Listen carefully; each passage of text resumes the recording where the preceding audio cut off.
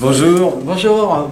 Alors Thierry, nous voici au mois de novembre, c'est l'automne, c'est le moment, le 24 novembre, c'est le moment, la bonne période pour faire la division de nos plantes vivaces.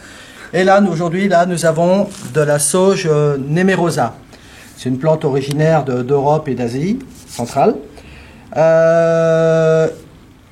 C'est une plante qu'on a déjà présentée donc, dans une autre vidéo, donc taillée entretien. Donc là, on va plutôt parler aujourd'hui de cette multiplication. Alors là, alors, comme il nous en fallait, rien de plus simple. Donc là, on a récupéré ça donc, dans l'anneau massif dans lequel nous avions mis ces sauges. Là, nous avons récupéré une partie de la souche.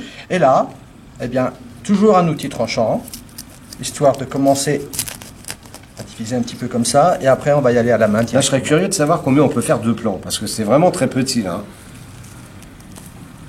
Voilà.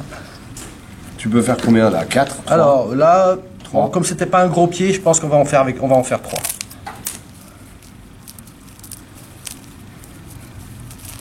Donc il faut, pour les prélever et en faire une bouture, il nous faut des racines, bien sûr. Oui, on va même faire peut-être même 4. Bah, c'est pas mal déjà avec un tout petit pied comme ça. Voilà. Donc là, ça sert à rien de garder toute cette racine. Ça en fera une. Ça en fera 2.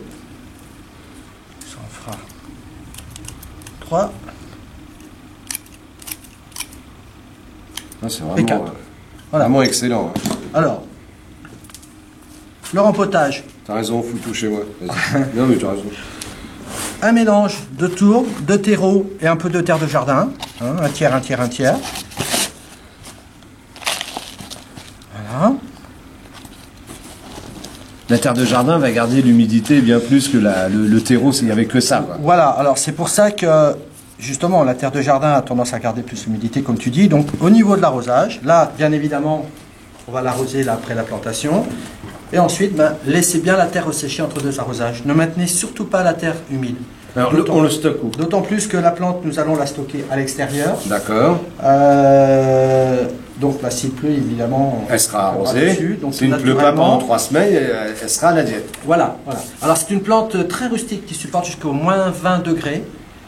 Donc il n'y a aucune inquiétude à avoir pour son temps à passer dehors à l'hiver. Donc toutes les vivaces qu'on va diviser, on va pouvoir les laisser dehors, voilà, sans les arroser. À part la première fois, on l'arrose. Sans ça, après, on laisse faire la nature. Voilà. Si vraiment nous avions, d'une manière générale, pour toutes ces vivaces que nous multiplions, qui avaient vraiment un hiver extrêmement rigoureux, si vous mettez une toile d'hivernage ou ça protégera quelque chose comme ça par-dessus, pourquoi pas. Pourquoi pas. Bon, là, on va plutôt à l'inverse. Mais voilà, là, on est plus encore parti pour un hiver doux, donc il n'y a pas de raison. Eh ben, merci, vous savez tout. Ah non, on se revoit au mois d'avril. Et oui, puisqu'on va voir l'évolution forcément de notre plante. On va voir si ça a bien raciné et à quel moment on va la planter. Oui. Voilà, merci. À bientôt. Alors, nous sommes le 14 avril. Oui. La division a été faite le 24 novembre. Le 24 novembre. Peux-tu nous dire où on en est? Écoute, on va regarder ça. C'est bien enraciné.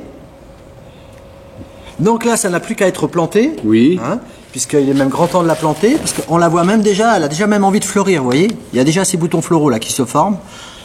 Donc ce qui veut dire que cette plante-là, une fois en pleine terre, ça va y aller, ça va pousser, et on profitera une bonne partie de l'été de sa fleur. Voilà, c'est... Et comme on vous a mis déjà l'entretien et la taille, il n'y a plus qu'à aller voir. Il n'y a plus qu'à faire. À bientôt. Merci.